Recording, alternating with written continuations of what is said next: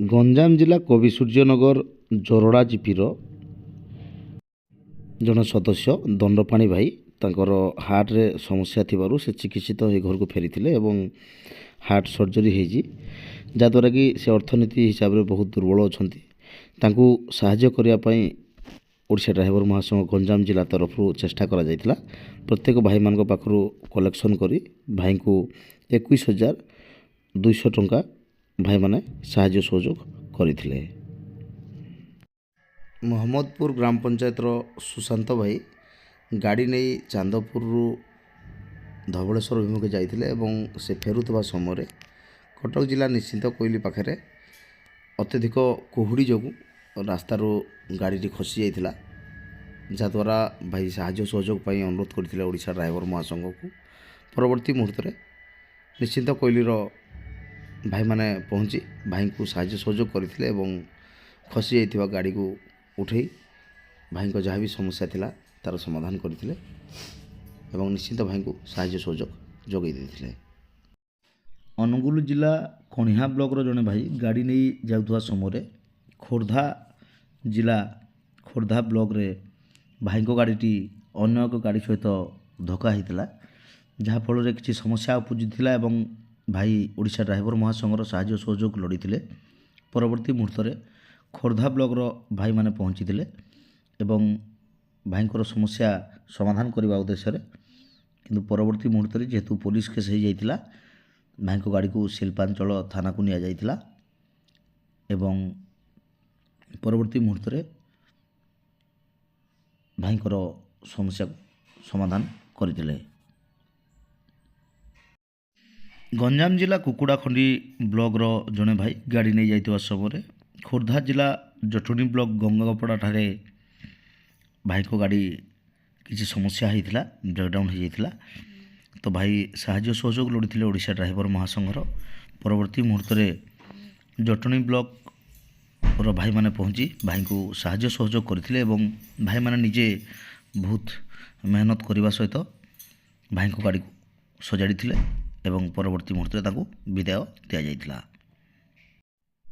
ନୟାଗଡ଼ ଜିଲ୍ଲା ରାଣୀଚିଲି ପଞ୍ଚାୟତର ମଙ୍ଗଳପୁରରୁ ମହେଶ୍ୱର ପ୍ରଧାନ ଭାଇ ଏକ OSRTC ବସ୍ ଚଲାନ୍ତି ଏବଂ ସେ ଗାଡ଼ି ନେଇ ଯାଉଥିବା ସମୟରେ କୋରାପୁଟ ଜିଲ୍ଲା ଲନ୍ତାପୁର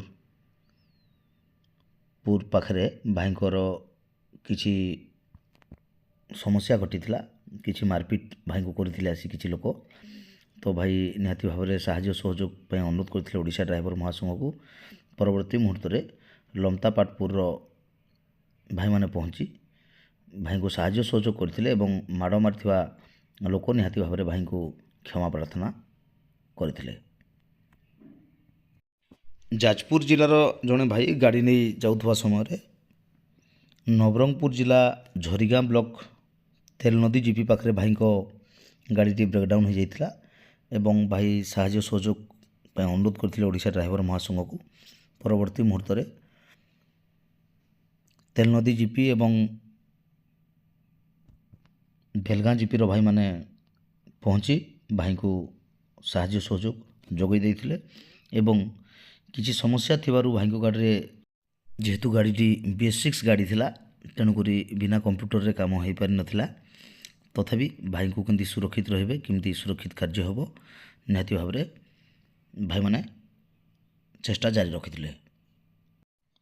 ଭୁବନେଶ୍ୱରର ଜଣେ ଭାଇ କଟକ ଅଭିମୁଖେ ଗାଡ଼ି ନେଇ ଆସୁଥିବା ସମୟରେ ତ୍ରିଶୂଳିଆ ପାଖରେ ଭାଇଙ୍କ ଅଟୋଟି କିଛି ସମସ୍ୟା ହୋଇଥିଲା ଏବଂ ଭାଇ ଚେଷ୍ଟା କରିଥିଲେ ଗାଡ଼ିକୁ ସଜାଡ଼ିବା ପାଇଁ, କିନ୍ତୁ ସମ୍ଭବ ହୋଇନଥିଲା। ପରବର୍ତ୍ତୀ ମୁହୂର୍ତ୍ତରେ ସେ ସାହାଯ୍ୟ ସହଯୋଗ ଲୋଡ଼ିଥିଲେ ଓଡ଼ିଶା ଡ୍ରାଇଭର ମହାସଂଘର ଏବଂ ବାରଙ୍ଗ ବ୍ଲକର ଭାଇମାନେ ପହଞ୍ଚି ଭାଇଙ୍କର ଯାହା ବି ଅସୁବିଧା ଥିଲା, ତାଙ୍କର ପାଇପ୍ ଫାଟିଥିଲା ଏବଂ ପାଇପ୍ ମଧ୍ୟ ଦୋକାନରୁ ଆଣି ବିଭିନ୍ନ ପ୍ରୟାସ କରି ଭାଇଙ୍କର ଗାଡ଼ିଟିକୁ ଠିକ୍ କରିଦେଇଥିବା ସୂଚନା ରହିଛି।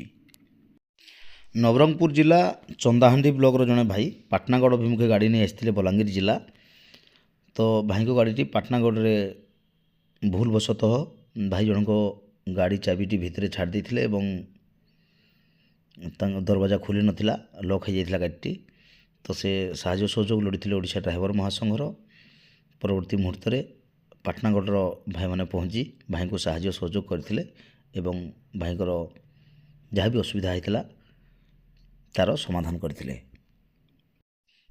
ଯାଜପୁର ଜିଲ୍ଲା ରସୁଲପୁର ବ୍ଲକର ସାମନ୍ତପୁର ଜିପି ବିଷ୍ଣୁଚରଣ ଭାଇ ଗାଡ଼ି ନେଇ କେନ୍ଦୁଝର ଅଭିମୁଖେ ଯାଇଥିଲେ ଏବଂ କେନ୍ଦୁଝର ଜିଲ୍ଲା ଘସିପୁରା ଠାରେ ଭାଇଙ୍କ ଗାଡ଼ିଟି କିଛି ସମସ୍ୟା ହେଇଥିଲା ଏବଂ ସେ ସାହାଯ୍ୟ ସହଯୋଗ ଲୋଡ଼ିଥିଲେ ଓଡ଼ିଶା ଡ୍ରାଇଭର ମହାସଂଘର। ପରବର୍ତ୍ତୀ ମୁହୂର୍ତ୍ତରେ ଘସିପୁରାର ଭାଇମାନେ ପହଞ୍ଚି ଭାଇଙ୍କୁ ସାହାଯ୍ୟ ସହଯୋଗ ଯୋଗାଇ ଦେଇଥିଲେ। ଅନୁଗୁଳ ଜିଲ୍ଲା କିଶୋରନଗର ବ୍ଲକର ଜଣେ ଭାଇ ଗାଡ଼ି ନେଇ ୱେଷ୍ଟବେଙ୍ଗଲ ଅଭିମୁଖେ ଯାଇଥିବା ସମୟରେ ୱେଷ୍ଟବେଙ୍ଗଲର ପୂର୍ବ ମେଦିନୀପୁର ଜିଲ୍ଲା ପାଖରେ ଭାଇଙ୍କ ଗାଡ଼ିଟି ବ୍ରେକ୍ଡାଉନ୍ ହୋଇଥିଲା ଏବଂ ଭାଇ ସାହାଯ୍ୟ ସହଯୋଗ ପାଇଁ ଓଡ଼ିଶା ଡ୍ରାଇଭର ମହାସଂଘକୁ ଅନୁରୋଧ କରିଥିଲେ ଏବଂ ଓଡ଼ିଶା ଡ୍ରାଇଭର ମହାସଂଘରୁ ପଶ୍ଚିମବଙ୍ଗାଲ ଡ୍ରାଇଭର ମହାସଂଘକୁ ଭଏସ୍ ପିନ୍ ଫରୱାର୍ଡ଼ ହୋଇଥିଲା। ପରବର୍ତ୍ତୀ ମୁହୂର୍ତ୍ତରେ ପୂର୍ବ ମେଦିନୀପୁରର ଭାଇମାନେ ଆସି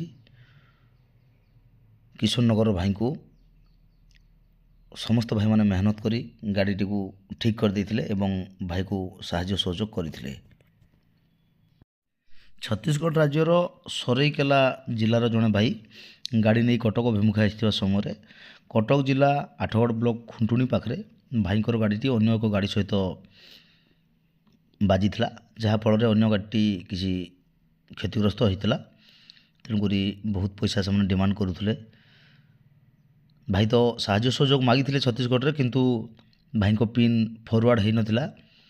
କିନ୍ତୁ ପରବର୍ତ୍ତୀ ମୁହୂର୍ତ୍ତରେ ଆଠଗଡ଼ ଖୁଣ୍ଟୁଣିର ଭାଇମାନେ ସେ ବାଟ ଦେଇ ଯାଉଥିବା ସମୟରେ ଦେଖିଥିଲେ ଭାଇ ଜଣକ ବର୍ଦ୍ଦି ପିନ୍ଧି ଅସୁବିଧାର ସମ୍ମୁଖୀନ ହୋଇଛନ୍ତି। ତେଣୁକରି ବିନା ଭଏସ୍ ପିନ୍ରେ ମଧ୍ୟ ଭାଇମାନେ ଆସି ସେ ଭାଇଙ୍କୁ ସାହାଯ୍ୟ ସହଯୋଗ କରିଥିଲେ ଏବଂ ତାହାର ଯାହା କିଛି ସମସ୍ୟା ଥିଲା ସମସ୍ୟାର ସମାଧାନ କରିଥିଲେ ଏବଂ ରାଜ୍ୟ ସଞ୍ଚାଳକ ବିଷ୍ଣୁଚରଣ ସ୍ୱାଇଁ ଭାଇ ମଧ୍ୟ ସେଠି ଉପସ୍ଥିତ ଥିଲେ।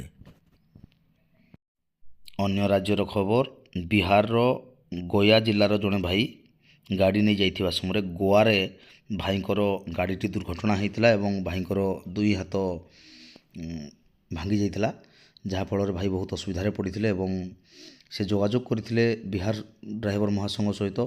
ଅଲ୍ ଇଣ୍ଡିଆ ଡ୍ରାଇଭର ମହାସଂଘରେ ଭଏସ୍ ପିନ୍ ପଡ଼ିଲା ଏବଂ ପରବର୍ତ୍ତୀ ମୁହୂର୍ତ୍ତରେ ଚେଷ୍ଟା ଜାରି ରହିଲା ଗୋଆରେ ଭାଇଙ୍କୁ ସାହାଯ୍ୟ ଦେବାର। ତ ନିହାତି ଭାବରେ ଗୋଆରେ ମଧ୍ୟ ଭାଇମାନେ ପହଞ୍ଚି ଭାଇଙ୍କୁ ସାହାଯ୍ୟ ସହଯୋଗ କରିଥିବାର ସୂଚନା ରହିଅଛି।